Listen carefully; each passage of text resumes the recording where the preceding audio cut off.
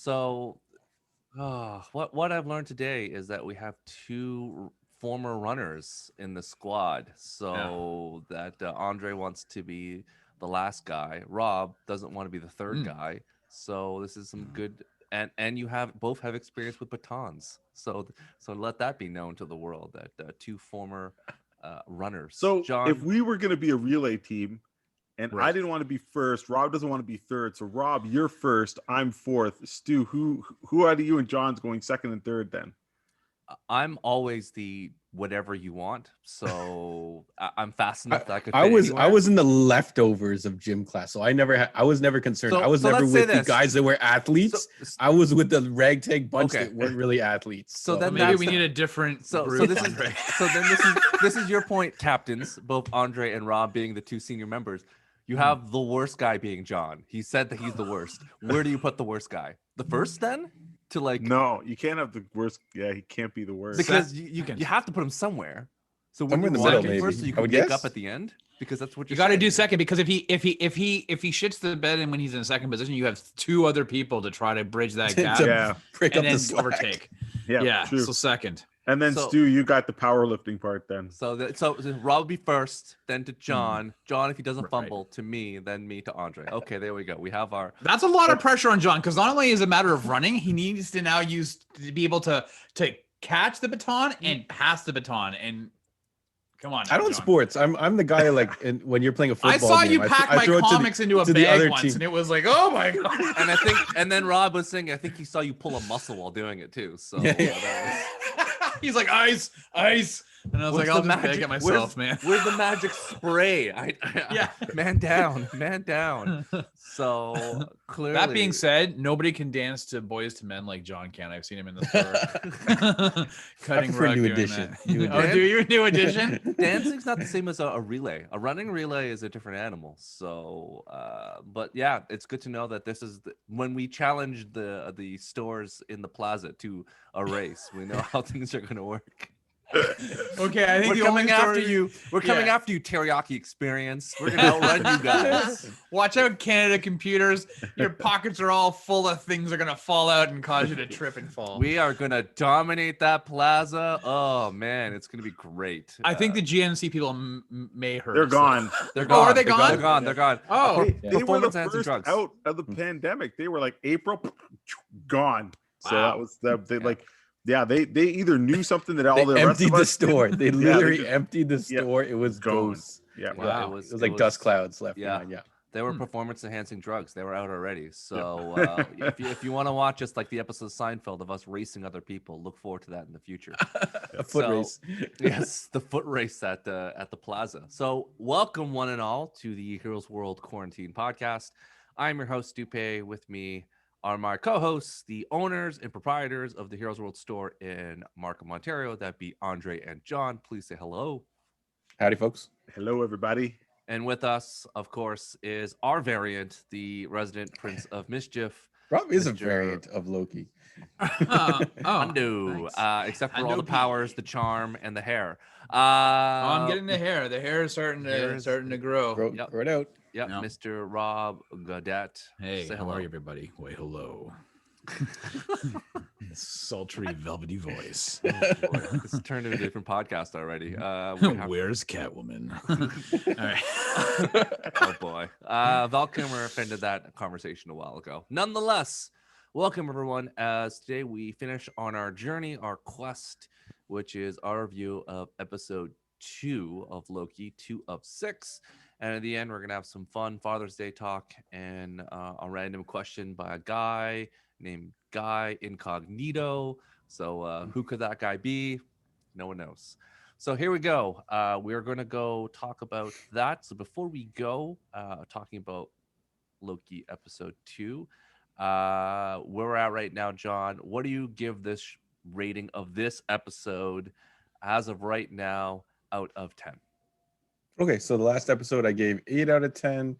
I not as strong as last episode, so I have to give it a 7 out of 10. Just that Okay. Rob? Yeah, I'd probably go 7 as well. Andre? Maybe 7.5. probably about a 4 out of 10. Whoa. Okay. All right. Ouch. It's a Take that, strong, Loki. strong belt. Andre, no likey Loki. It wasn't as strong as the first one, and Yeah. I think. Anyway, we're gonna get into it. Yeah, we're my gonna get my into- thoughts anyway. So that is your insight to what's going to happen. So if you want to know more about the other stuff, fast forward. If not, continue on the journey because we're going to go to full spoilers and ruin everything for you. So hopefully, if you want to know our thoughts, watch it. Come back. We're not going anywhere. We'll wait. Let's We'll wait. pause, Let's we'll wait wait. right now. We'll wait as we twiddle our thumbs for a bit. Okay, so this week we're gonna have Rob do the unhelpful review because John did it the first week. We're gonna rotate through. So guess what, Andre? You're the following week after that, but now you know, so it's not gonna be that much of a surprise. Rob, give us helpful review of the episode with or a synopsis, summarization, right? summarization Synopsis? without Yes. positive or negative adjectives. Okay, so this episode is called The Variant, and it picks up where we left off at the end of the first episode. Loki is now pretty much in learning phase of being a time variant agent. He has a whole lot of paperwork to do and crunch through. He's a rookie. He's a rookie. Right, while helping Mobius try to track down the other Loki variant that is wreaking havoc. It takes them to 1985, during which there is a what do you call those? They were Renaissance something, fair? a festival, a Renaissance fair. Yeah, Ren Fair. To try to track down one of the agents is captured and taken away, and it begins the mystery of why does this other variant Loki keep grabbing the time disruptor bombs or reset bombs. Flash forward, you see Loki's learning a lot of trying to figure out what's going on. He's now on Mobius's nerves. Literally just has now inherited an office job. He is from the office and discovers that if it was he who was hiding and trying to escape the time variance, he would do so during cataclysmic events. That leads them to 2050 during a cataclysmic event. I think it was a massive hurricane and in a mall. And Loki confronts the other variant and potentially discovers what their nefarious plan may be. Awesome, thank you. I think it's a Roxmart, which Roxxon, I think, or Roxxon, yeah, Roxmart, Roxmart, which is an offshoot of Roxxon, which those of you who aren't aware, it's one of Marvel's supervillain organizations. They just are everywhere. You could just call them Amazon in the real world if you like. Right. Yes. So we'll just let that be out there. Yeah. Awesome. All right. Thank you for that, John. Enlighten us with your views on today's episodes. What are your thoughts? Yeah. So this episode, I basically just have to give it up to Tom Hiddleston for just carrying this show, and as you know, supporting. I guess his supporting. Is it supporting cast? Would he be considered Owen Wilson? Would he be considered supporting cast or also just part of his main cast? I guess castmate. A co-star. Castmate. A Yeah, co-star. co-star. Mm-hmm. Sorry, that's a better word to say it. So I just came up with my list of favorite things that he his kind of gags or performances in this episode. So another top 5 list for me to make things super easy. And you'll notice that on my list is not a lot of the stuff from later in the episode because I feel like that's where they kind of like lost me, like the Loki on Loki fight and some of that stuff. It's not on there. I actually liked a lot of the stuff in the beginning where he is with his co-star Owen Wilson. So number 5 is the tent speech where I guess I don't know if he's stalling for time or trying to work up something where this whole thing is I don't know if it's an actual quote, where you see wolves' ears, you get the wolf's teeth or something like that. That whole speech was pretty funny. He's just trying to like fill space or try to run a scam or something like that. I like that moment. So that's number 5. Number 4 is the jacket that had variant written on the back. I just thought it was a great gag, and he sold it really well. Oh Jesus, what's going on here? And then John, time to wake up from your nap. Yeah, I got like random alarms going off on my phone here. So yeah, time's up for that one. So on to number what am I on? 3? Oh, good God. On to number 3. Good save, The good explanation, his delivery of the difference between duplication casting and illusion spells. I thought that was hilarious. I feel like I don't know if that was straight out of D&D. Andre can maybe comment on its accuracy or not, but he's explaining this whole terminology of the trick that he has, I guess, to make it sound more complicated than simply throwing out a hologram of himself a la Total Recall or whatever you want to call it. And then number 2 is the whole stab you in the back speech, where Owen Wilson basically tells him, what you do, all you do is stab people in the back. And he's like, but not this time. He's like, I'm done. That was the last one. And then that basically is the end of my number 1, which is the clumsy metaphor of the salad, where he's explaining his hiding in the apocalypse thing. And that's mostly because of his interaction with Mobius, or is it Morbius or Mobius? Mobius, right? Mobius. Yeah, M-O-B. Yeah, Mobius. Yeah, The interaction together, that he's just kind of like, that's my salad, you know, no, it's not that. And then he's kind of like throwing the pepper in and then washing it with the random drink and stuff like that. And I really like the concept, because I think it would make a really good idea if they ever make a Time Cop 3. So if Jean-Claude Van Damme comes back along with Jason Scott Lee. Time Cop 2, not quite as hot. They did a thing where they go back and they try to kill Hitler.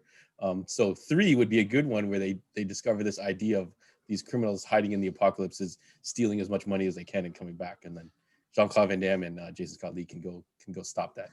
But yeah, that was it for me. Tom Hiddleston carrying the show for me right now, and making one of my arguably least favorite characters very likable. So Loki. You talked about how you didn't like the second act whatsoever. Talk to me about what you didn't like. I didn't. The action wasn't super entertaining to me. I know Loki is kind of a trickster. He kind of pulls a lot of things towards himself. I think he uses a Roomba to deflect some things, and he does take a beating, which I will give him that. There's a lot of, like, I don't know if he did a lot of the stunt work or whatever, but it just wasn't as exciting, especially coming off of Falcon Winter Soldier, where you have incredible action set pieces. You have him fighting other characters whose bodies are possessed. Although it was funny to see those other extras or actors try and act like a Tom Hiddleston type. But I just like the interaction between him and the other characters, like when he's trying to do the research in the library and all that kind of stuff. I just thought that was funnier. Okay. All right. I think you're like he hands him his knives. He's like, oh, here's the knives just in case. I'm like, ooh, all right, cool. He, like, because Loki does cool stuff with knives, and then the other girl takes it away from him. And then I was kind of like, oh. Here's that thing that's so impressive about that knife scene, and only if you're a film nerd, that was done in one take, and you see the timing. Like, you see that if you rewatch that scene again. Oh, yeah, when they go around the locker room, and the girl who plays B-15 has to do her pace perfectly as well too. Like, it's not like a cut. It's like you just watch her kind of walk in the room perfectly timed, and then like just grab it right away. Like, that is. I did like whoever that actress is. I did like seeing her get to do some more delivery when she gets possessed, and she kind of gets to act a little more energetic and stuff like that. I did like seeing that.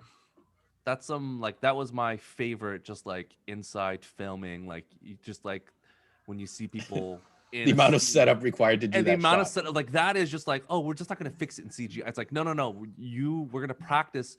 You guys are going to walk in, you're going to talk, and just as you do the knife thing perfectly, that person, you can see her at the door frame when they're talking. It's like you can see her come in the whole thing. I've watched it the entire process again, just watched her, and I'm like, wow, this is some good stuff. But I think Scrubs used to do that a lot. They would have these long shots that they would have to choreograph everybody's movement. It's no Copacabana of Goodfellas, but it's like, there's a thing that you like about it. So all right.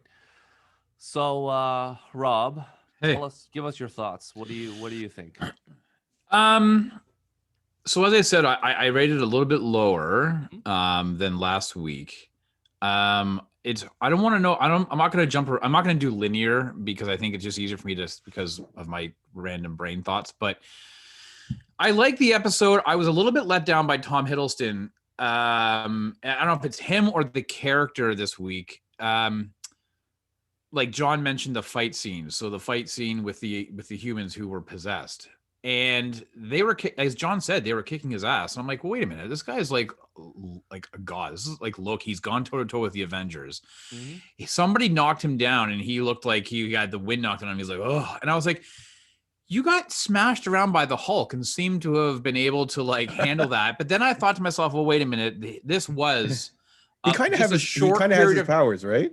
Yeah, well, but this was a short period of time after that the Hulk was smashing him around. So I'm like, well, maybe he was still kind of hurting from that. I don't know. It doesn't like I was just like it just seemed that you mentioned the Roomba. That was his only magic trick aside from being completely wet and then dry. I was like, okay, that's cool, right? I thought that was kind of funny. But aside, he just grabs like the Roomba just as if he had magnets in his hand. He used the Force. Right, but that was it. And I was like, okay, but your magic works. You've proved it twice now by drying your clothes and then magically calling the Roomba to come over. Where is the rest? Why are you not duplicating yourself? I mean, multiplicating yourself. Why are you like using a vacuum hose to fight? Well, is it a budgetary? Like, it didn't make any sense to me why he was so restrained against the other people. Like, I just didn't get it. To me, I was very let down. But the juxtaposition is I actually thought Owen Wilson did a fabulous job this week because admittedly, when he was giving that speech in the tent, I was like, oh, wow. Like, and then, the other agent was like, are you believing? He goes, wait, just let him finish. And he was listening and he goes, yeah, he's lying. Like his delivery on that was just really, and then his annoyance being just so annoyed with Loki chatting all the time. Like he went from like reverence to just complete annoyance in the next episode, but it didn't feel forced. Like it actually felt like, sorry kids, but sometimes kids annoy parents and you get really tired of hearing them talk a lot. They do. And I can completely relate to how he was doing it. So I felt that it was I could see that. So I quite like that. This was, to me, we've talked about these bottle episodes or these filler episodes where there's not a lot going on. There's a lot of exposition happening. And I think that was somewhat of this episode, being in the library or the research area, doing a lot of the menial task of research, trying to figure it all out. What's that there for? Is everyone else chasing a variant as well that needs to research all these files? Yeah. Like, who else is there doing stuff? Yeah, I mean, I think they grabbed the librarian from Ghostbusters and used her in this episode. And then, when she's like, okay, here's what you can read, and it was just about him. And I guess we're in full spoilers. To be very honest with you, the reveal of Lady Loki, I know that it was rumored online for quite some time, and we talked about it maybe potentially last week, or maybe it was even off. It was last week I talked about it, yeah. When we talked, right. And so you kind of knew like that was happening. That was the rumor, although we've been kind of hoodwinked with rumors in the past two series. But I found the reveal lacking. Like, it didn't have that punch of Lady, like it was like she took the hood down and I was like, okay, like it felt like it was a character I don't know, thanks. She had the crown but one of the horns was broke. Like it felt like it was missing something. Like it just didn't. Okay, so I don't want to geek out too much, but if anybody had watched last season of Doctor Who and all of a sudden you found out there was another doctor from another, like a multiverse, like and she's like, I'm the doctor, and you're like, wait, what? Who is this? We don't know about this person. Like that was a huge reveal, right? And so I kind of expected, if you have this variant who is out, murdering all these agents and causing, essentially the destruction of the sacred timeline, I thought the reveal would have more punch to it, and I was a little bit let down by that. What they could have revealed their last episode and it wouldn't have made a difference, right? But that be like, I did enjoy it. Why have it hidden? Like, I know I'm being negative about it, and yet I still gave it a 7. I did enjoy it, but I feel like I need to be a bit more judgmental on this episode, considering what we had in the first. And I had said last week that the first episode, I felt last week's episode was the best of the 3 pilots of setting up a season, and I felt that this one let it down a little bit. So that's why I'm being critical. I did enjoy it. There's a lot to enjoy. The Miss Minutes thing was kind of funny at the beginning. Like the stuff with Loki, I enjoyed it. I enjoyed Mobius. I just felt that it didn't live up to what our expectation, I guess, of the momentum that we had in the episode 1. Yeah, no, I don't disagree with you. The Loki fight scene was a little underwhelming, but I guess depending on, and Andre put it perfectly last week, is that we have to wait till it's all done before we really kind of just put a judgment, because again, there might be a purpose for why they're doing things they are for the first 2 episodes. So we need to see, and we see in the other trailers like that Loki does eventually fight, and he does have his knives, and he does do things. So if this is all just a complete misdirect again to show, I've actually avoided those trailers. Like I haven't looked, I haven't seen those trailers. The first 2 trailers, yeah, that came out that were just, and I rewatched them recently, and pretty much 90% of what's happened in the episodes has already happened in the first 2 episodes. So like there's a few things coming up that like they haven't come up yet, but I could imagine they're episode 3, and just like the other ones, once that's done, everything else is going to be out in the open, and no one knows what's going on. But yeah, to your point, it's a little underwhelming to see Loki not be able to handle himself, because as a Prince of Asgard, he was trained by probably some of the best fighters, and again, use of magic. Think of what he did in the second Thor movie, when he was fighting the frost giants with Thor and Sif and all that. Like, he's holding his own. Was that the first movie that you're talking about? No, wasn't that in the second one with No, that was the first one. That when they ice giants. Oh, yeah, sorry. Yeah. But you're right. No, yeah, you're right. Your point is and then, those first 2 Thor movies. And then the third one, where he uses his crown as like a shield and like, diving and like stabbing the undead Asgardians, and you're like, oh yeah, he can fight. Yeah, my impression was he's as good a fighter as kind of Thor, but uses a little more finesse, I guess. And he uses tricks and he uses misdirection. So yeah, and I think anyone that is like, if you are a crown prince, guess what? They're giving you the best trainers. Like, you're learning to fight. You're not just sitting around doing nothing, especially in that culture of an Asgard. It's like, nah, you're just going to read a book. It's like, no. Everyone's going to fight. And he's been fighting next to Thor his entire life. So yeah, it was a little underwhelming. But again, if this is just part of his tricks of misdirection, as in like, I'm not going to show you how good I am till it's completely necessary. And really, it's like, that's what Loki is all about, deception. Like, he could be like Thor, and Thor walks in and he gives his best effort. As my brother would say, he try-hards everything he does. But Loki is kind of like mischievous, waiting before he does what he needs to do. So maybe that's it. But frankly, I don't know. Yeah, we talked about this in the but we talked about this in the first episode. And one of the things I brought up before we jumped to Andre is I said there was so much in that first episode where you're like, oh, they're going to come back and they're going to talk. And I felt that this was devoid. This episode 2 is devoid of those little nuggets that could mean something. So maybe you're right. I don't know, but it just and to your point too, you're right. The Lady Loki. However, the horn being missing is very comic accurate to a lot of the Lokis. So like, that is something that is canon in the comics. Andre can say that, when the lady, like when Loki was Lady Loki, he had that. Also, Kid Loki has one of the horns missing. So that is comic accurate. But in terms of like the fact that she'd even say she was Loki, she's like, call me Randy. Like, don't call me that. Like that whole thing about like, oh, are you this? Are you that? And all the rumors about her being the Enchantress. You're just like, can I just get episode 3? Like, let's just put this all on hold. Let's not go all Mephisto on this. Let's see what happens, because I think we can make a mountain out of a molehill. So nonetheless, I think everyone's assessment is correct so far. Andre, as you're the third guy coming to an end, finishing the stretch, what are your thoughts? Baton pass to Andre. Here you go. Yeah, I think compared to the first one, like, we were thinking, oh, let's see it play out, and I think it lost all the momentum of the first one. The pacing was off, like, completely. The acting, again, if this was not Tom Hiddleston, if this was anybody else, we would have a different conversation. I bet you we would have all checked out. We would have said, no, this is, who knows what the hell this episode was. It actually upsets me, because we were all talking, we wanted a longer show. And this show was this episode was so bad that at the 45-minute mark, at about 8:30 in the evening, I fell asleep.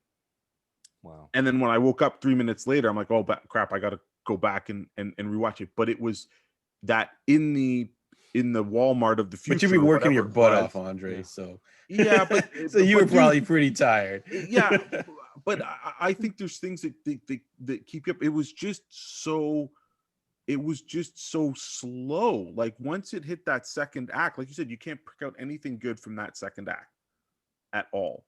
Other than Tom Hiddleston's, performance. But we can't just keep saying it's Tom Hiddleston's performance. The stuff that I did like, it's not the worst thing on TV. It's not the worst thing. I did enjoy the Miss Minutes thing at the front.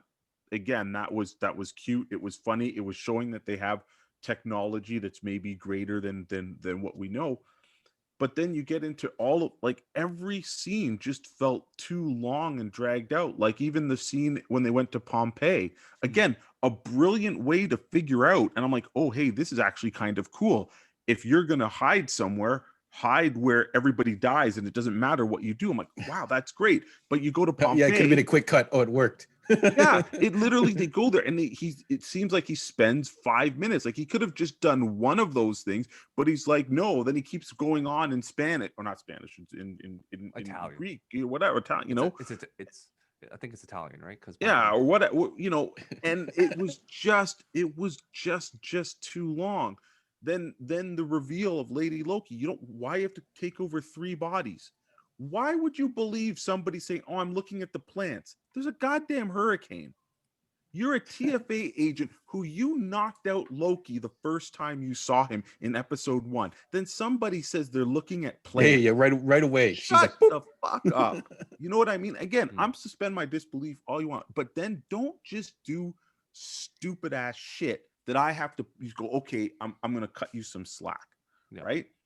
I think for all the exposition in this episode said nothing. I am more confused now.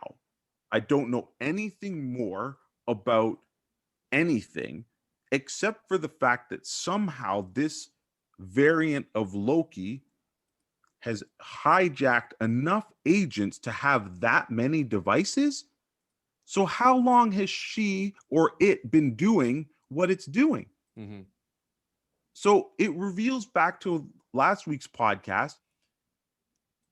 Is this a variant or is this a multiverse Loki? Because if the Loki we know is male and this is a female Loki, then this is either at some point in the sacred future, Loki becomes female and then jumps all the way back in time. Well, guess what? Then they know where she comes from and they should be able to go to that point and stop it. So it is clearly not time travel.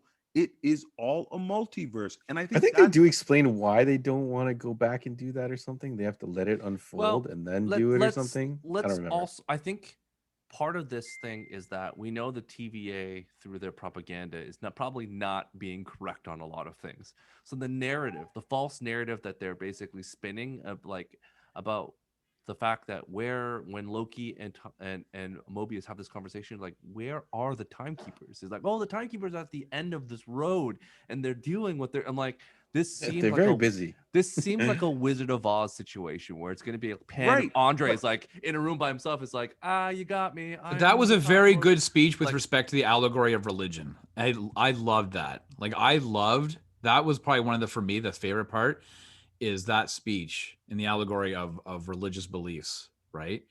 Like, saying, wait a minute, when Mobius is like, wait, you believe in the gods of Zeus and this and that and Odin and all that, and he goes, but you have a problem with the the time, whatever, the time masters or whatever the hell they were called, timekeepers, the lizards. Yeah. To me, I thought that was a great. It was I like those type. When I see a movie or TV show, try to have a conversation about juxtaposing two people's different religious views or beliefs or whatever in a way, like, I found that to be really interesting. So I just thought it was good. Sorry. Yeah, and I think that we're going to have a few more episodes to find out what's happening. But yes, to your point, right now we can see a lot of flaws. And, if you look at the way that Falcon Winter Soldier escalated its run in episode 2 and 3 compared to what this is, like, I think we're just very spoiled to think that every episode could just be better than the last one. And that's clearly not going to be the case. Again, this one is only 6 episodes and they have the extra minutes that we all wanted. Mm-hmm. And I think they're squandering it. And you brought up the Time Masters. So the timekeepers, sorry. The one agent that we saw get kidnapped, then she's kind of psycho babbling and she's like, oh, I told them where the timekeepers is. How do you know? You are a beat cop. Why is the beat cop gonna know where the hell even Mobius said she didn't know where it is? It's like, I told her where and how to get there. How do you know? I think the time it may be just their realm is where the timekeepers are. So it's like, oh, I tell them where the timekeepers, like, it sounded more like she because right when he said that's when they made the panic call. Anyways, I really do think that this episode, yeah, it could get better from here, but it was like literally you're up and then it's dropped. It's tanked. So it can only go up hopefully from here. But at this point, again, unless it's all a plan and a plot, you're dealing with the Lord of Mischief.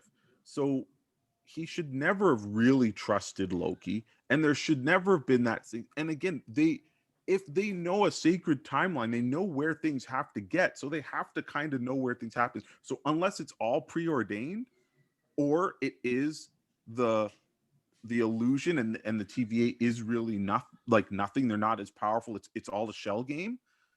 I think this was just a catastrophe of writing and plotting and all of that stuff. I think Mobius was hinting that he doesn't kind of, because he was like, what are they up to anyways? Kind of like, are they hinting that he is kind of questioning what I think like he what's is too. going on? Yeah, Because he doesn't even know the other, like, think about this, like, you know your coworkers. You know, Rob knows his coworker. Well, Andre and John, you're co-owners, so you should know everyone.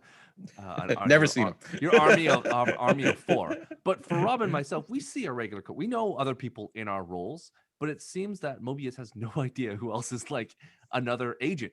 So this could be either it's a big, to Andre's point, a big shell game where the discovery is that, you know, what could happen is that all these people are basically variants, and they're thrown in there and like, oh yeah, you were created and you're brainwashed, and they're all variants and they don't know like the better. island. Yeah, like the island.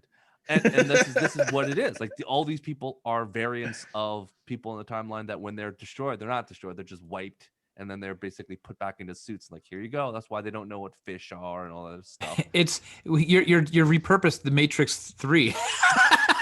Right? It's they're just resetting the Matrix each time. The idea is that, oh, you know, because the character is like has an association with Kang, it's like it's got to be Kang. But maybe it's just what she's saying is that there's 100 Mobiuses, all Owen Wilson, and they just don't know that they're all the same, working for the same thing. Like that's why there's so many of the stains where she's like, oh, it's all you. She's not lying. It is all him, because maybe that's the breed of agent they keep on using, and his love for the 90s, which is really strange. It's like, oh, the form and function of the, and he drinks jet from ski? that time period, and he loves jet ski. Like it these are the blocks that make a lot of sense as a like, oh, that's who this character is. But again, we are all been guilty of big braining and going bigger than what it is, and maybe it's not. But I think we've all at least can say that Marvel, again, I agree with you, Andre, they could swing for the fence and miss. But this is the leading of the multiverse of madness. The writer of this has written that movie. So Well, there and is going to be that's some scary as connectivity. shit. Yeah. That's scary as shit because Well- we're almost 2 hours in and this thing don't make no damn sense. Well, again, Right? Like, no, anytime honestly, there's make it make sense to me. If you guys well, here's the understood thing what about this episode was supposed to do, let me in on it. well, okay. I don't even care about all the time Well, stuff. I just here- like the procedural Yeah, element of the two I think- partners. As Robin and myself are big Doctor Who fans, there are in Doctor Who specifically timey-wimey, like at the last episode they kind of show the Back to the Future-ness of like what's happening and why they did the certain things they do. This episode and last episode, in my feeling, is the big data exposition dumps of like, this is what it means. And that conversation with him and Mobius was useful in terms of like, what does this all mean? What are your beliefs? What are you doing? Because I think that's going to reflect on, because Kevin Feige is going to say, well, the craziness is episode 3, 4, and 5. Like, it's going to lead, this was necessary because when he's off on his own doing other stuff, he's going to reflect on these conversations he's had with Mobius in episode 1 and 2, and it could lead to, you know, different directions of where the Marvel universe goes. Because frankly, she dropped and made all these branches, and we've been told if the branch goes to red, you cannot delete it. Like, that's why every time agent ran out the door, is that if you get to the red zone, this is a forever timeline. So they've emptied out, you know, the TVA for a purpose. For what purpose, we don't know. Maybe Loki is going to be there, and John is muted. But No, I was wondering where they're running. They're all like running through this door with no organization whatsoever. Where are they going? They got to stop like, if you saw the list. Yeah, but are they teleporting individually? Because they weren't going through the doors as teams and stuff.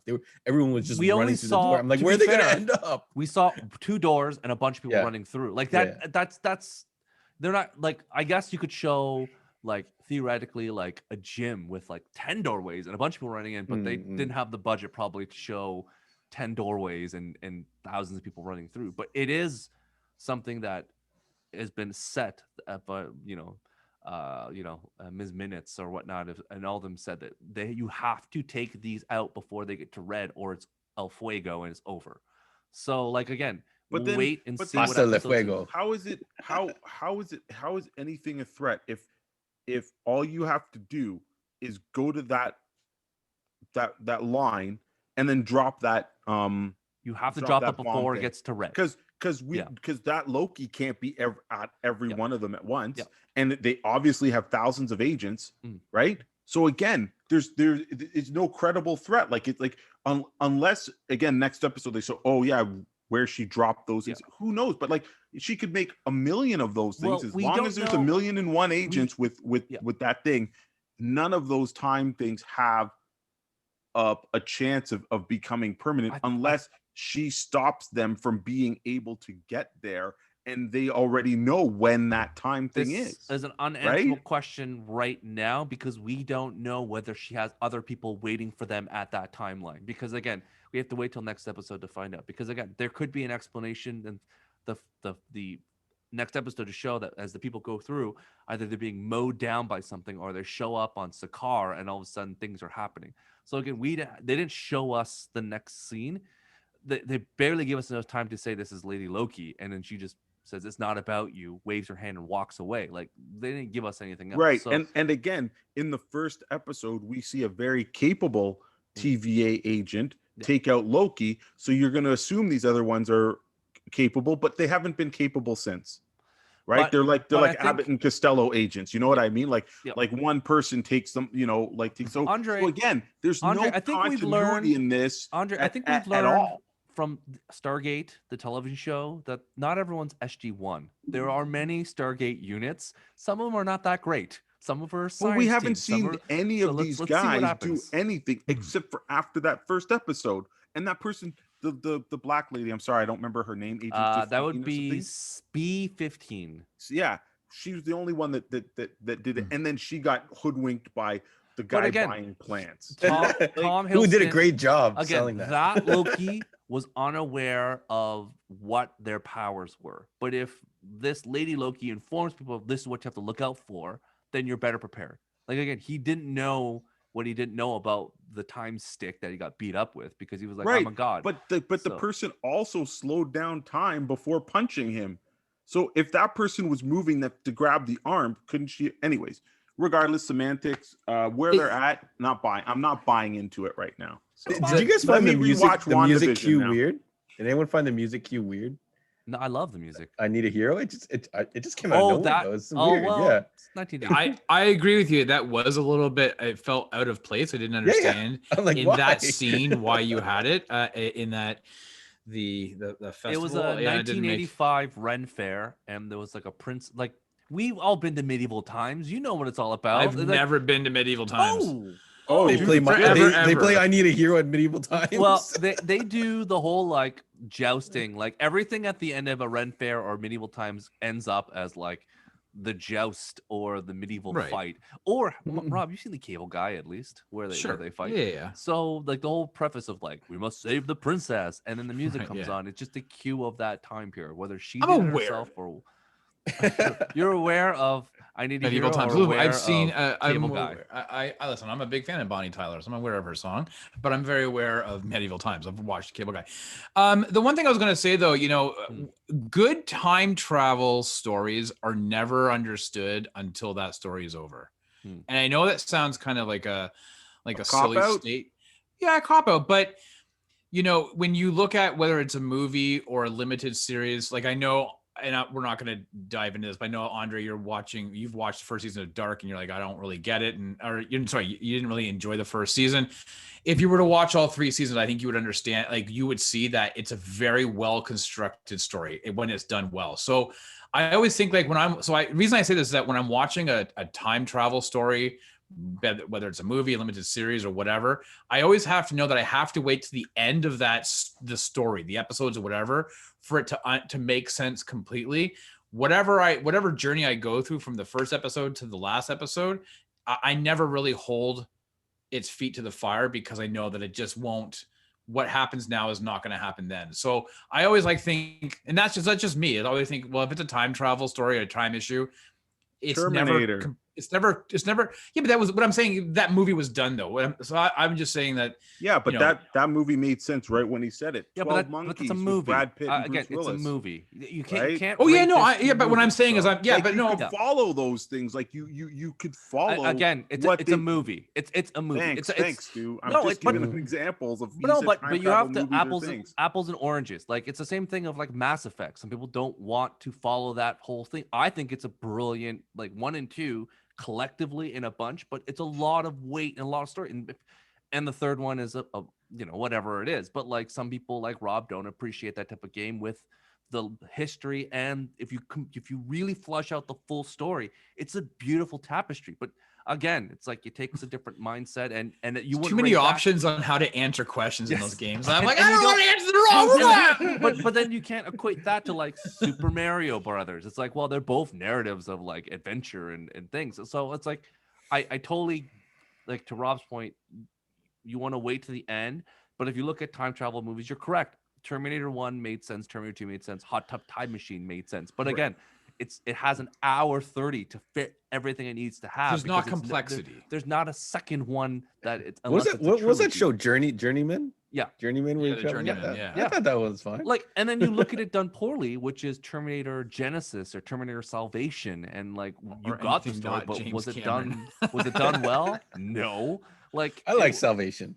I don't think Salvation had any time travel. Isn't Salvation? They were just in the future. Listen, you know what? Maybe like I'll bolster Andre's opinion. Maybe this is Marvel's inability to understand time travel, because I know that one of his gripes of Endgame was the whole time travel thing. So maybe it's an issue with Marvel. But this is the thing. Honestly, I think I am getting hung up on something. But if they didn't call the TVA, if they weren't the time variants, if they were called the multiverse cops, then I'd be like, boom, yes, because they are creating alternate dimensions and timelines, and they could say, yeah, we can't have 17 different multiverses, because once they collide, then that's it. So if all they're trying to do is to establish that there's a multiverse, and I've said this before, then I think they're wasting a lot of time, because the Spider-Man Into the Spider-Verse, in the first 5 minutes, they explain to you what the Spider-Verse is. There's many different versions of Peter Parker, and in some they have this, and let's go and enjoy the movie. So if they're saying you need to prime Doctor Strange in the Multiverse of Madness with 6 hours of Loki or 5 hours of Loki to understand that there's a multiverse, then they've totally missed something, right? And it's kind of like, if we want to do that comparison to comics, it's just like when you're reading a comic book series and you're like, oh, Civil War's coming out, or Secret Invasion. Do I have to read the 5 Avengers that lead up to this? No, you can just start with Secret Invasion 1 to 8. And if you want to know more, you should be checking those things out. But you should be able to get those 8 issues or that 1 trade paperback and get it, right? And understand it. And it all needs to be there. So it just as opposed to what like they're doing metal with their stuff. You're right. You know? No, and Andre, I'm not disagreeing with you. He's I think you're right in terms of Multiverse of Madness. We'll have an intro to explain everything that you won't need to watch Loki. 100% that's what's going to do. But Marvel is like a very high-end car, and you're just adding racing stripes to it. Like Loki's aesthetically, what it is basically lowering your cars a bit or buying nice rims. You don't really need them. It's nice to have them, but you don't need them. So like that's the same thing. It's like, oh, this brand new movie comes out, a Multiverse of Madness. Do you know what rims we look at? The Loki rims. Buy these, watch the 6 hours of these Loki rims, and then it'll make your car just move a little bit cooler. Get these 20-inch Lokis. Yeah, like 20-inch Loki. Like I feel like these shows are basically like, you're right, they're fluff, but we want them, and they're just adding something to a show when if you want more, you can do it. You don't have to watch any of these shows to enjoy the movies. Yeah. And I think that's what they're going to continue doing. And I think you're right. Like you are right with Spider-Man Multiverse or the Spider-Verse. So I have a question for Andre. So Andre, if they were called Multiverse Cops and Loki made them out to be suckers, would they be sucker MCs? No. No, so I've been basically what sitting on Andre's that saying, joke since he said it. Sorry, nice. I needed to get it So there. basically what Andre's saying is this could be 2001's Jet Li's The One instead of 1994's Jean-Claude Van Damme's Time Cop. Okay, so, Could can be. anybody at home combining last week's episode with this week's? John has now mentioned Time Cop a total of 23 times. So we're just Maybe. And counting. But Jet Li The One, where Jet Li plays himself from multiple different universes, right. and each time he kills another Jet Li, he gains more and more power. It's like Highlander. Maybe that's what for Loki is now. Although here's the thing, I am a big fan of when they showed all the little variants of Loki. It's like, here's all the Loki. Here's the frost, the frost giant Loki. Yeah. Here's the the troll Loki. Here's the the like the nymph or whatever, like Loki with the horns, and like looks more like. Didn't they have like a Hulk one? A Hulk Loki? They had a big ogre or something. That was an ogre one, yeah. So if it was an ogre, and they had like From the just Warcraft basically movie. just like a warrior Loki. So if that's the way it does just squeak the door open. If this is all it is like squeak door opens, like we're just gonna recast people all the time. It's like their variants. Then it just solves a lot of problems for Marvel. It's like, because everyone's like, oh, we need this actor. It's like, nah, new guy, multiverse, come in, replace. And that's it. how you get a new Robert. That's how you get a new Iron Man 5 years down the road. Finally, Andre's dream will come through. We get a brand new Tony Stark, a brand new actor, and then he'll look back fondly at Loki and be like, "Show didn't make sense, but you know what it did? It got me a new Iron Man. So let's." It got me on. Ryan Gosling as Iron Man. no. Ryan Reynolds. Ryan Reynolds. No, Yikes. Ryan Felipe. Oh, Ryan Felipe. Who would I want to watch more? Downey Jr. or Ryan Reynolds? Man, Downey Jr. That's Downey that's Jr. a Clockwork Orange thing. I've got to pick one. Yeah. Yikes! That's how I feel playing Mass Effect. I don't know what to do. Paragon. I just want to play Fortnite. I can shoot people. All right. Yeah, you just too many times fixing stuff before you're like, Joker, Seth Green, what am I doing next? Okay, so needless to say, I think we have 4 episodes left. Let's see where the show goes. I'm cautiously optimistic, but I think all your criticisms are very correct as in terms of these were very talky, but I have a feeling that the next 3 episodes are going to be very wacky and a lot of fighting, because the trailers have shown me fighting. So we already seen the Tom Hiddleston knife throws. So we'll see. I predict Andre's right, and this is a multiverse. And Jet Li's character was a part of the MVA in The One. So The One. If that is, Andre would still hate it. He's like, this doesn't make sense either. Why is Jet Li here? This is stupid. He's like, it should be Donnie Young. First off, the Ip Man should be taking over, not Jet Li. Isn't Jet Li kind of like sick or something right now? Like He's old. That's what it is. It's just He's- old. No. He's got some type of generative issues. Yeah, too Yeah. bad. What a great spirit and great energy in that guy. He had Yes. And you can see his performance that's dubbed in Mulan. So if you want to watch that one, you can watch Jet Li, but he's clearly dubbed by another actor. So good times. As we move away from Loki and discuss and move on, man, Tom Hiddleston. Yeah, that's that. Like, yeah, he's great. We're gonna talk now Best part of about the show. yeah, it's really He is like the show. I think that's Actually, which is great because it is called Loki, so he's got to be the So best part. whatever. of it. Let him do his Yeah, thing. but Owen Wilson, Yeah. he holds his own. and yeah, I think to the point of it as this episode and my final thing is I'm still stalling like Loki stalls. It's very much like Snyder. It got a little too long. Like you're right, Andre. Just cut it a teeny bit. Like don't go full Zack Snyder. Like you don't need 54 minutes. It was kind of a waste. It would Yeah, have been like nice. If what 51. was the whole point of the Skidoo dialogue? Jet ski? Well, we don't Yeah, know. Let because, Owen Wilson again, do his thing. because no. Well, here's But the who thing. cares? Like Well, honestly, that's 2 minutes of again, tightening that ship. If he is a variant from the 1980s who got pulled and got brainwashed, and then that's like, oh, that was the hint that you knew that he was from the 1990s, and that was his character who got pulled from But that. who cares? Like, what relevance does that have to the show? It made me go back and appreciate Kenny Jet skis? Powers, and then rewatching him on jet skis. Yes, because that show is amazing. So if you love baseball, Southbound and Down. Upbound and Down, including his it's a great one. He plays a pitcher. Anyways, okay, so we're gonna go talk about our next topic, which is, as we are in the weekend of Father's Day and celebrating fathers all across the world for all the things they do. We're having a discussion today on the worst and best fathers in comics. So I think we can go without a doubt. And Andre, I don't want you to even say his name.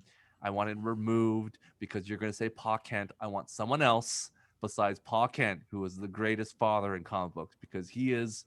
I know he's your shining example. You talk about a lot. I want someone else. You cannot be easy. I'm not going to give you the layup. Who else is a great father in comic books? Why you gotta play me like that and just take away my choice, bro? Like, I think Andre needs to explain why Pa Kent It's the most obvious of like.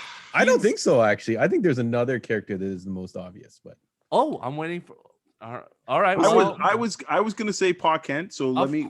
I think that's less obvious because he's a character. No, you're raising a Superman who has all the powers in the universe, and things can go wrong. Whether it's, if you've seen it in all the variants of Red Sun and all stuff, like, you are raising a person who is a god on the planet. The values instilled in him and how to be a good human and how to be a good person. It is a Herculean job, and he does it better than anyone else. And that's the gold standard of how it is. But I want to know another hero, because I think you should let Andre talk about Pa Kent. Unless I'm Rob's fine with choice him was Pa talking Kent. about Pa Kent, but I want him to give me another name, because it's Another too name. easy. Like, that's the easiest of choices. Andre, So, you like, have the easiest answer is next to Pa Kent and is staring at you. Next to Pa Kent as a father figure. Look behind you. Yeah, but okay, I don't think he is, though. Like, I don't think you can say Superman's a great father figure, unfortunately, in the comics, because he didn't really get to raise his son. You know, he sent his son to his grandfather, and then he came back a 17-year-old, right? So, not saying he wouldn't be a great shining example of what to be, but if he's never around or wasn't around, right? Well, I look at that first went to get Tomasi some run cigarettes part, and though, never right? came Where back. he's trying to explain things to Jonathan, like. Oh no, Yes. for sure, Yeah. yeah. Clark Kent, I think, would definitely be.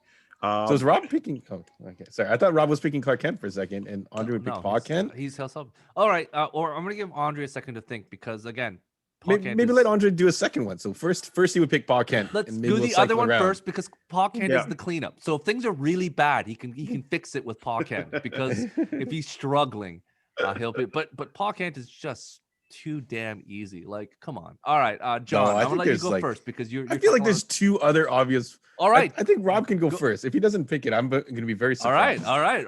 Rob, go first. All right, I'm going Alfred Pennyworth. There you go. I think that's I'm number going one. Alfred Pennyworth because Okay, go for it. because I think that he was not bestowed, but he took over father duties for a child who had lost his parents to horrific violence. Multiple childs.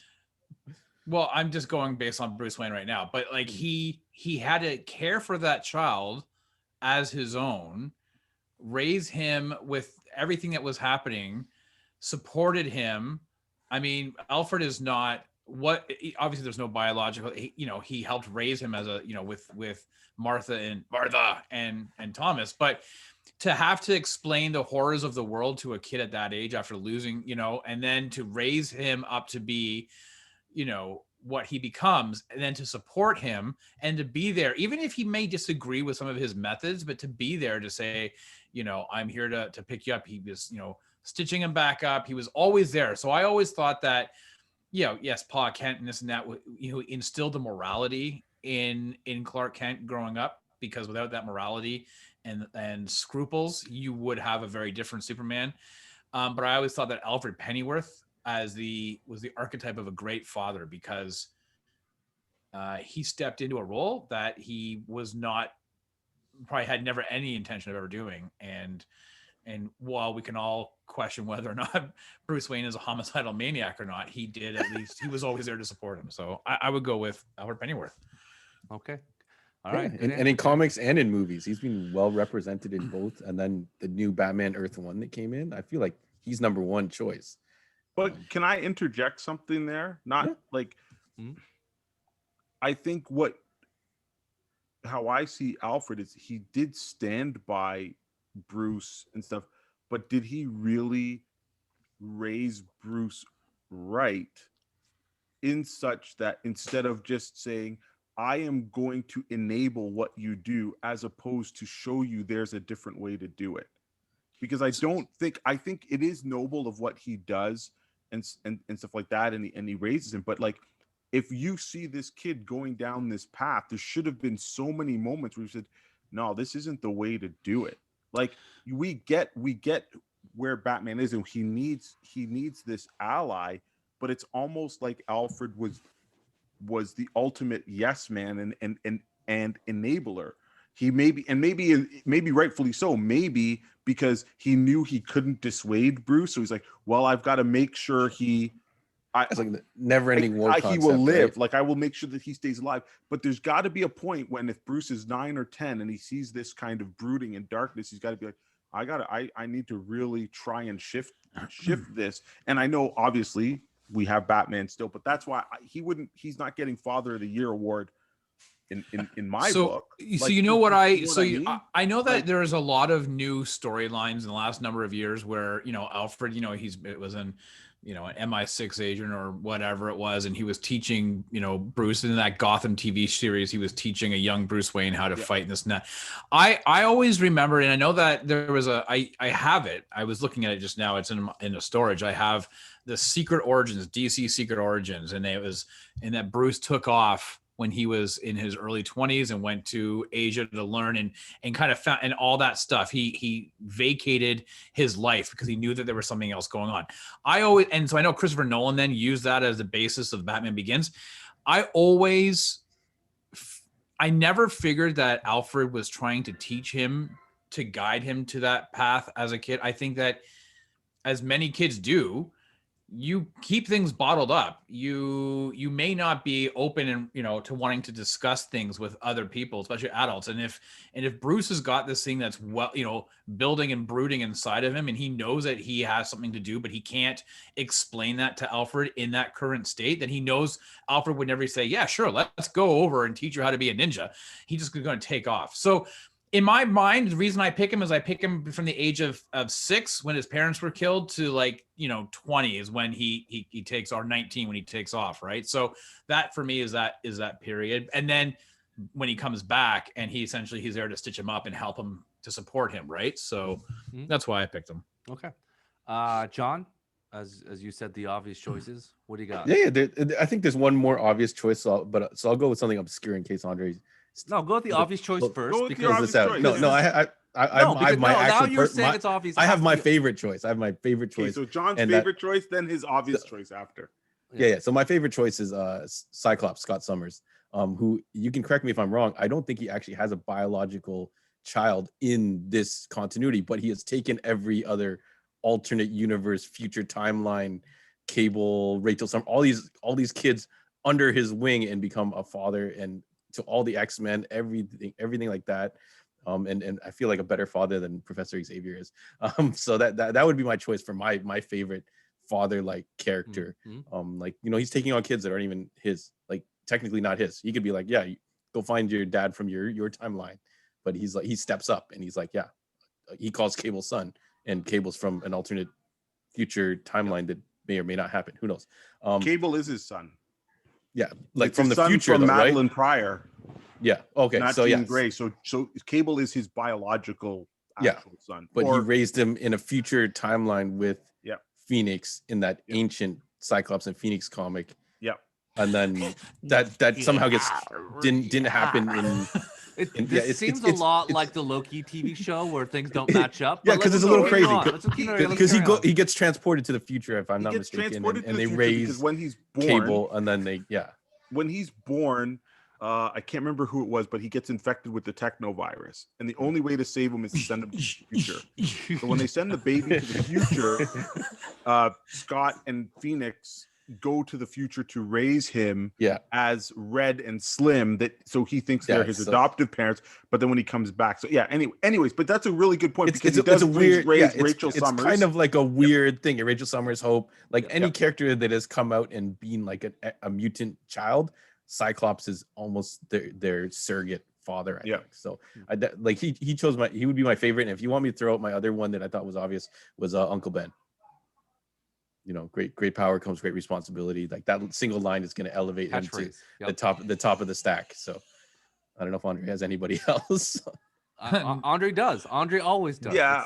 There's. I think the. Is it Omni-Man? Yeah, I'm gonna say Nolan Grayson. Yeah. Yeah, the best around. Nothing's gonna ever keep you down. Yes. I would have to say after that, like for father figure that we get to see a lot of him being a father would be Reed Richards, you know, because he raises Franklin, and he raises his daughter as well. And a lot of times when you get to read the books, it's like you do see him encouraging his kids and you know, instilling upon them like that sense of responsibility and adventure, and taking him. Like they take the kids with them. They don't like kind of Superman them. Okay, you stay here. I'm going to go and do this. Like a lot of times they take off for 17 years. You know, I'm going to be back. So they pull a Johnny Quest is what you're saying. They take them on adventures. Yeah, they take them on adventures. And that's why the Fantastic Four is that family, because not only is it the family with the core 4 members, but once they brought on the kids, and now in the current run, the Thing has adopted 2 kids as well. So they are really, I think, imparting that sense of generational, and also that sense of sticking by and raising people, young people, to be good people and have good role models and to believe in themselves and stuff. So yeah, I would say Reed Richards after Pa Kent. Yeah. It goes without saying Pa Kent is fantastic, but any other things that you want to add that's outside of raising a god, pretty much?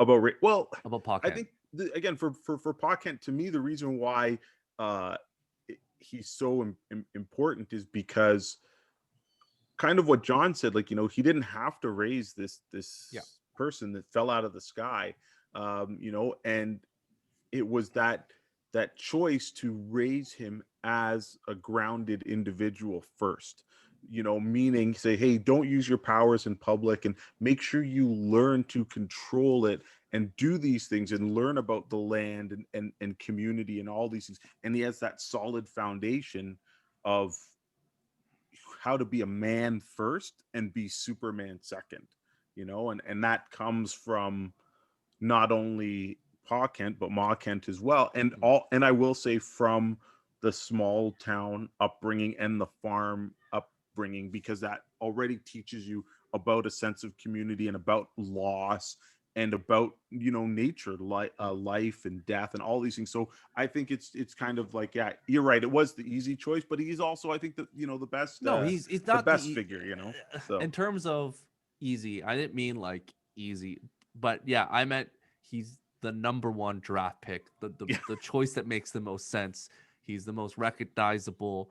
Like you could say Jarrell did his best too, like theoretically, but during the critical time when he was growing up, Pa Kent is there for that moment of puberty and everything else. And then after Jarrell steps in, like, to talk about the existentialism of being a god and what it means to be an alien on the planet. So the heavy lifting that both you and Rob have mentioned for your character, like your heroes, is basically when they're the most vulnerable and the most that you can mold them. And John's example is like, again, it's like these are characters of loss who are out of a timeline and just need love and support, and he's doing it. It's not like he's getting an 8-year-old Cable, like a little kid Cable. He's pretty much like a grown he's a full-grown man, and he's like, hey son, it's like, oh, okay, but like, you know, like they've now made Cable into a kid again, but at the same time as when Cyclops gets all these kids, or his offspring, they're all grown adults, so he's just helping them deal with the trauma and like the madness around them. it's not like he was there when they were like doing diaper duty and like sorting that stuff. So it is a different thing. So quickly as we traverse on the opposite side, who is the worst? Andre, you're first. Who is the Who worst? is the worst worst father? Well, You get I first got because two, I got two for this one. but pick one because you don't want to steal Okay, the other ones. I'll pick one. Do you guys remember that comic, the Lobo, where he's going after all his bastard children? Oh man. Yeah, I don't remember The that. but- Lobo's got to be the worst. He doesn't even know he's got all these kids, and then they all try and kill him, and then he goes, "Yeah, it was Lobo is my is my Andre's choice first because- pick, Lobo. First pick for being the worst because he shunned all duties and responsibilities. He knew what he did because he was, let me say, a ladies' man or whatever. But didn't. There you go. All right, Rob, who do you got? Bruce Wayne. Bruce Wayne Oh, To is- Damian Wayne slash Nightwing to slash Tim all, Drake. to all of the Jason people. Todd. That's right. He had taken all of these in young individuals who all had problems, concerns. He could have put them on a path of self-improvement and set them up, but instead he used them as tools for his own personal outlook Crusade. and view, or crusade, but an outlook and view on society. They were expendable, even though he always says, I care about them. But I often think that the way Bruce Wayne raised those people, into the different, whether it was Orphan or Spoiler and Robins and everything else, into the Nightwing and whatnot, it's somewhat akin to fanatical parents, especially when you see that, in certain parts of religious states in the US where they imbue a lot of their own personal agenda into the kids. And you see these young teens or young kids, tweens and whatnot, who are spewing a lot of hatred and bigotry because that's what they've been told. But it's not, the parents aren't doing it because it furthers their agenda, as I guess is what I'm trying to say. So I've often thought that Bruce Wayne is probably the shittiest dad out there because I feel like he's only ever used these people to for his own agenda as opposed to for their well-being. Yeah, he's got money. He could have just sent them away. Well, no, but he didn't have to use them. He could have kept his life separate. He never needed to, right? Like you get But with the Dick that's- Grayson it started, but then it was like with all these extra. I don't really count the Damian Wayne stuff, but I just look at everything that he had done. I mean, he had all these. Why Jason Todd? He was stealing hubcaps off the stupid Batmobile, and he's like, "I'm going to make you an agent of death," like But to they further showed my agenda. They showed that each of those kids were probably going down that path anyway. So you could argue that without the guidance and the protection and the training, Same Alfred argument, right? Yeah, But that's you a know? nature. But that's a nature versus nurture argument, right? The reality is that Bruce Wayne, with his vast resources, even He's though not going to stop the cycle. He was enabled by Alfred. He's going to enable these No, children. but he wasn't. Well, I don't know if he was enabled by Alfred. He was enabled No, by I'm Alfred just after he saying became of that. maturity, right? But I just think that if he didn't want the same life that was handed to him, that he would have done everything he could to have pushed him into a different direction. Instead, he used them as tools for his crusade or his agenda. So I actually think he's probably the worst. Okay, good to know. John, Controversial. Yeah, there's a bunch of good choices in this category. So I've got a couple more if you guys want to round off more. But keeping a theme with my Cyclops, I'm going to pick Wolverine as the worst father, because I don't know if it's really his fault, though. There was a storyline written where he gets a bunch of his bastard children sent after him and he kills them all. So except for Dakin. It's like Yeah. Lobo. What's happening? Yeah. yeah. So it's like the story that of Lobo that Andre's talking about, but he actually murders them all. And I think I want to say Jason Aaron wrote that story. I don't remember who wrote that, but it was a kind of a ridiculous story. So I don't think it's really all his fault. But yeah, Wolverine has never seemed to be a great father. okay. What else you got, John? We'll give you the end one. I'm surprised no one mentioned Harry Osborn. And then my other one that was the obvious. I thought that was the obvious. Yeah, I thought that was. And then my other one would be Deathstroke, who hit a kryptonite rock in his daughter's like Right. I don't know if he's the one that gouged out her eye and put the kryptonite thing in there or whatever, but yeah, Deathstroke's definitely on there. And Omni-Man, we mentioned Omni-Man for a quick second there. All right, Andre, what do you got?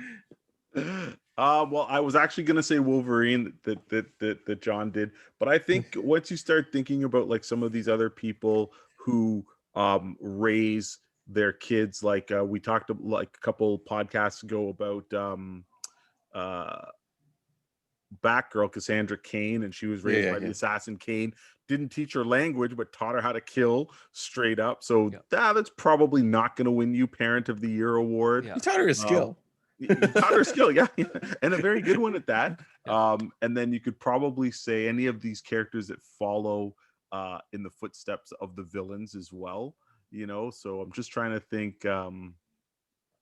Who would I say is a shining example of that?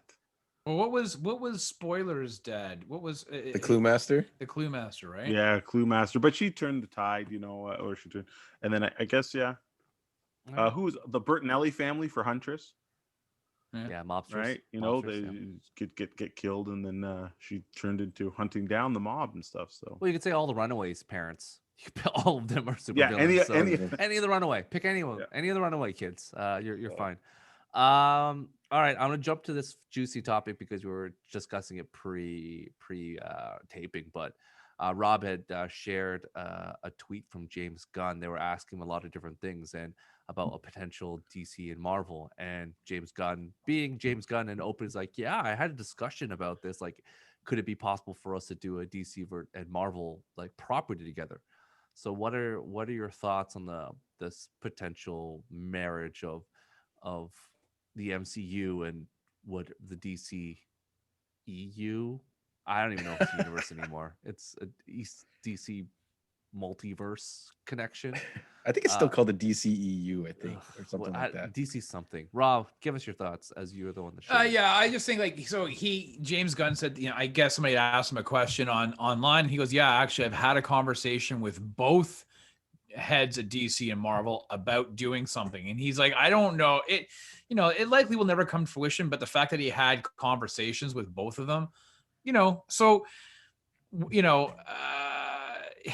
will it ever happen? I mean, listen, if we went back in time, if we took the Loki machine back in time 20 years ago, and we were like talking about all of these movies that we've had in the last 12 years and all these TV shows, we're like, wait, what happened? Like, you would never believe it. So you never say never. You never know. I mean, these are two companies who if there's one thing they love above all else, it's money. And they would be raking in all the money, splitting the profits 50-50. It would just like it financially, it makes a lot of sense.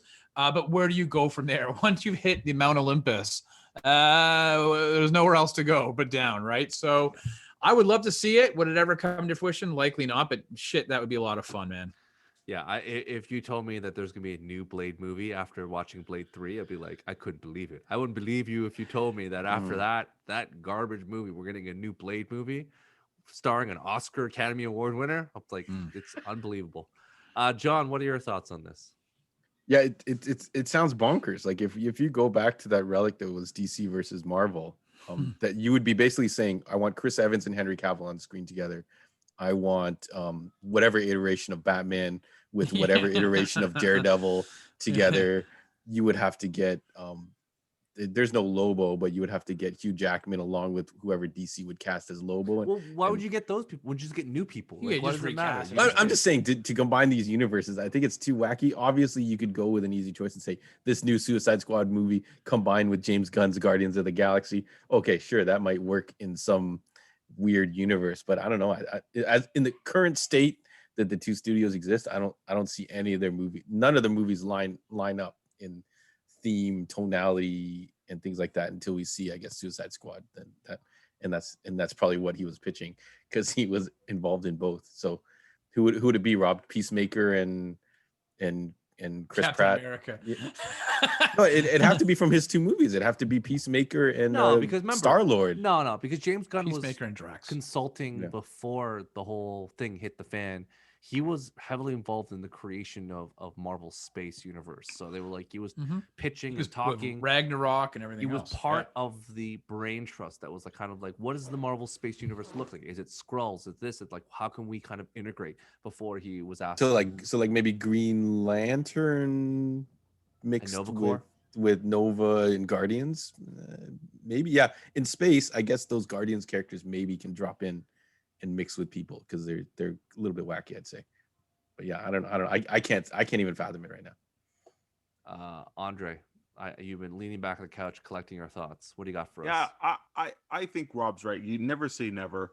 You know, obviously it's not something that's going to happen super quick, right? But it would be something epic, you know, and maybe it would bring back. Could you imagine if they did something like, remember those movies that had intermissions?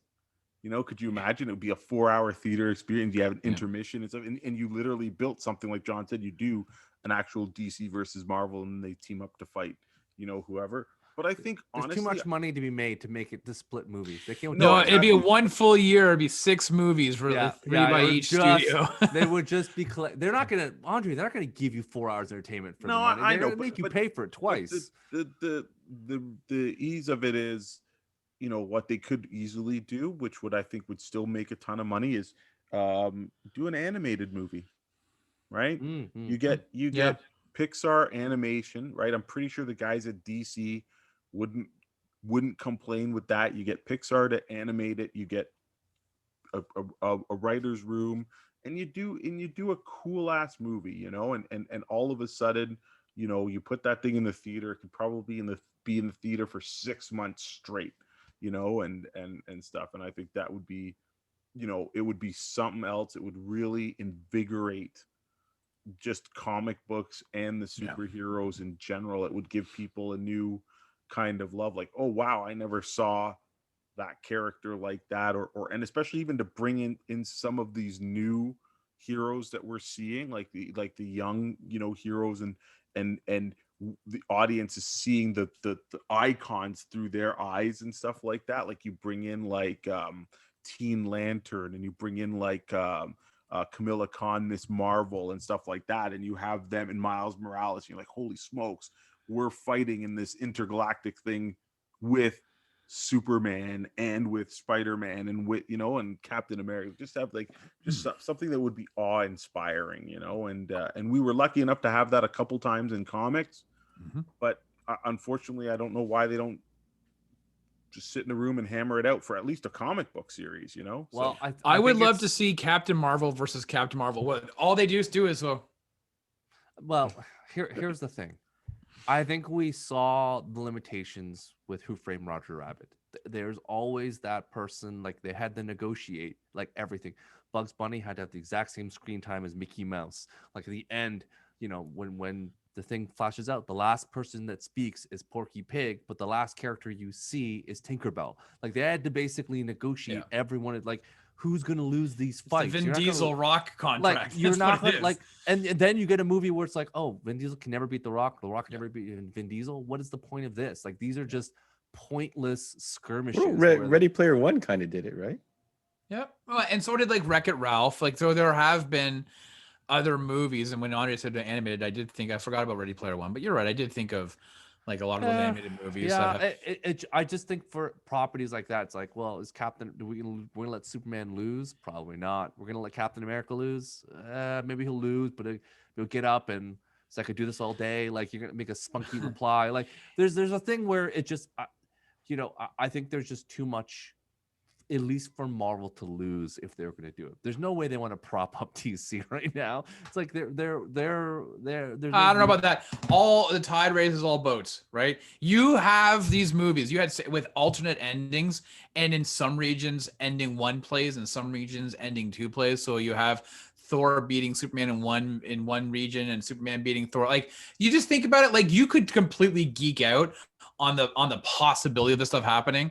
It makes a lot of sense financially for them to do it. It won't happen, but it's fun to think about, right? Because again, we are in a realm, as John just pointed out with Ready Player One, everything else. We are in a realm where you do have these cross companies coming on board and this and that. We have video games, Capcom versus Marvel, and you've got, you know, all that type of stuff and the Street Fighter shit with, you know, everything. So you just never know. You never know. The fact that conversations have been had, it's good enough for me. I don't think I'll live long enough to see it, but I would buy tickets like crazy if that shit was to go down.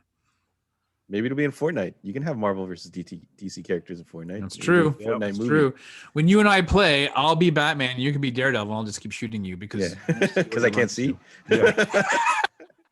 Batman doesn't use a gun. It doesn't make sense. Why would He does in Fortnite. He does in Fortnite, and so will Superman in August. Yeah. And machine guns. The power of Fortnite. The power of machine gun is better than his laser vision. Jeez, like I'd rather him just look into like a mirror and point that and like kill people than use a gun. Like at least that's ridiculous. Okay, he's on an island. Okay, by mysterious forces, and he has weapons to fight with. Come on. He should be able to fly. There's all the things. No. Anyway, all right. So as we're starting to wrap things up, clearly we have to finish off with I've Spoken with Andre. What do you got for us this week? What do you have to recommend? All right, so we got a lot of cool stuff in the store, and we always try and get stuff that's genre related. But we have been carrying this company's items for a little while now, and one of the things that I think is just super cool, it is the Star Wars Theory 11 card set, and these are the best playing cards in the world. And they have a Star Wars theme. They're super cool, and they do other stuff. They've got like James Bond, they've got Mandalorian, they've got Marvel Avengers, all kinds of stuff. And it's just got such a cool backing design. I don't know if you guys can really get a close-up of it. R2-D2, the Millennium Falcon, couple of lightsabers. All the cards inside are super like Art Deco almost style with the kings and the queens. Just really cool. Packaging is on point.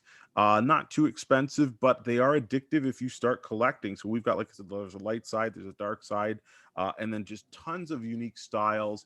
So you can drop on by the store. We've got several different styles in stock and several on the way coming in. And who doesn't like playing a game of cards? You know, like even just keeping them around as a talking point. And we go, oh, let me check that out. Was that Star Wars on your card? You can Jimmy Woo it up. Yeah. So you do card tricks with them, everything. So Theory 11 playing cards, we've got them, but you can get them all over the place. And I think you would like them, even just to have, and even if you're not a solitaire playing person. If those James Bond ones are sick looking, I'm gonna get that taken to Michael's and have them mounted and like put it up on a in a poster, like on a frame. Shut up. That would be actually cool. You get 4 different frames. You do like Ace, King, Queen, Jack in one frame, and then in each color. That would be awesome. Spades, that good idea. And then you get a chessboard and put it in a frame next to it, and have all the pieces in the frame, so you can look at it and not play it. No, I'm just saying, is all. He wants to put them in frames because he wants to mount them on top of his Aston Martin. These are things that Rob wants to do. Austin. You got it. Why you got to be like that, man? Like, yeah. You know, don't be hating James Bond while he's looking at his Omega watch. These are things that Rob does while drinking a Heineken. These are Bond things. So let's just Boy, would I love a Vanquish that I could only drive in Canada for like 2 weeks of the year. Probably could only drive it. It would not be ideal, but you could. Probably only be able to insure it for 1 week. You'll be fishtailing. No, you can insure it all the time. You'll just be fishtailing all everywhere. It'll be great. Be great. You'd be Tokyo drifting. Yeah, Tokyo drifting. John, Andre, where can they find you on the internet and in the desert of the real? So Instagram, Facebook, pop in Heroes World Online. A lot of our products are getting routed there through the website. So if you want to see the latest updates, follow either one of those social medias if you use them. If not, you can just go straight up to the website, Heroes World Online or heroesworld.ca. New products added every week, so lots of fun. And then if you are listening to this on the audio, so it is available on audio, Heroes World podcast on Spotify, iTunes, whatever method you want to use. If you're on the iTunes, please give us a 5-star rating and a quick review. Really helps us out, gets us out there. So thank you very much, folks. And big thanks to everybody who's always sharing, commenting, giving us ideas, all kinds of stuff, and talking to us about the podcast and all the other funky stuff that we release. So it's been a lot of fun. So thank you everybody for showing the love and getting in there with us. Andre?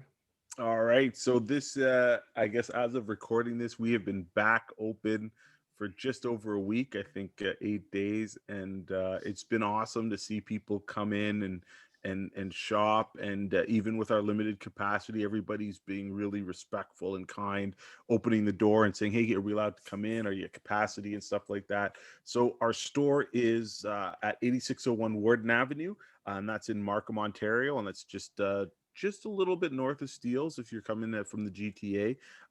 We are open 5 days a week from Tuesday all the way to Saturday, and then we take Sunday and Monday off to do a lot of this social media stuff, get these podcasts to you, and a lot of these fun videos. So if you're in our neck of the woods, drop by the store. We're fully stocked, we're prepped, we're getting restocks in all the time, but I'm pretty sure I can guarantee you that you will find something that if you don't like it, you'll find something for a friend or a loved one. And it's ringing in and then just taking pictures and contacting people who are in different areas and saying, "Hey, do you have this?" and stuff. And it's just been awesome. I feel really, really good being open. So yeah, thanks to everybody who's come out. And if you haven't made the time to come out, come on by. We got all the safety practices right in play. So yeah, we're doing a good job, and we'll continue to do that good job for you guys. Awesome. Rob? Hey, Stu. What's going on the Sidekick Show? Oh, yeah. So, man, wait, do we have special guests this week, John? Yeah, I assume these guys are coming back. Do they happen to be these two knuckleheads? I assume they're coming back unless Stu's not going to make it. I know Andre's in. All right. I want to know what we're talking about. That's why I'm asking. It's going to be an extra long episode because F5. I'm just going to be talking the whole time. One of my favorite movies. So this week we are talking about The Notebook, the amazing. Thank goodness. Oh man. Yeah. So this week on the Heroes World Sidekick Show, and I always say it so fast, it makes me think I'm saying psychic, but it's a Sidekick Show. We are talking about Fast 9, as John has said. Last week we went back in time with Loki and did 20 years ago. In the past, we did Fast and the Furious. Now we are at Fast 5. I thought you just said 9. I was like, wait a second, 9? I'm like, no, 5, lead up right? to 9. Lead up. Yeah, to 9. in the lead up to 9 that comes out later this month. So we are revisiting Fast 5, potentially the turning point of the series. From what came before it and to what it has evolved to. So definitely join us tomorrow, 8 o'clock Eastern at night, 8 p.m. on Twitch, YouTube, and Facebook. So you can follow the streams there and join the conversations as we listen to Andre gush about his favorite movie, which, in all fairness, it was Strange Brew. So this is a revelation that he is now more a Fast 5 I thought guy. it was Wagons East. No, that was 3 years ago's favorite movie. Sorry. Come on, I changed with you changed the times. How many obscure John Candy movies can you name? Let's keep on going. But yes, carry on. Yeah, so definitely follow us there. And for you on social media. Yeah, you can find me at _905 on Instagram and Twitter, and on YouTube there as well. Some new videos coming soon. So the you took your little. Sorry, Andre. The underscore. Yeah, the underscore, and then it's spelled out 905 as opposed to the numerical. It's all spelled the is in it. Yes. All right. The just clearing it for everybody. Thanks, buddy. Yeah. And you have come back from your vacation from your other channel, and you're back. It's new videos coming very soon. When are you thinking? Is it another week of vacations then? No. Listen.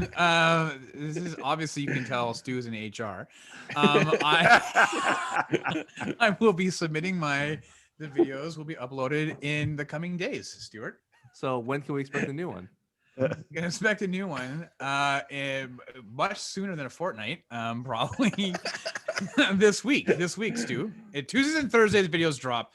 I'll see you on Thursday. That's all I want to know. The new episodes coming to you. You may or may not make the Tuesday, but Thursday you might. He was on a siesta. He was really enjoying the waterfront property. I that had he to has. I had to destroy that Green Lantern omnibus that's behind me. It's over like 1,200 pages. I needed to get that finished, so I finally completed it, and I'm off to the next one. Oh, did you read it, or did you get your son Yeah, to no, read I it read to it. you? No, I got dramatically? the Coles Notes version, and it's 22 pages. Made a lot of sense. Pictures as well. Yes. All right. So thank you so much for joining us today on the podcast. As always, we appreciate you doing everything you do, sharing, liking, subscribing, supporting your local store. As Andre said, please do. Anything you can is helpful and most welcome. And whether it's a pack of cards or a giant board game, whatever you can do, we are very, very grateful for your continued support. So again, the folks out in Ontario, be safe, be calm, and we're gonna get through this together. But thank you all. Have a wonderful evening. See you all later. Nanu. See, Bye. thanks, dude. Thanks, guys.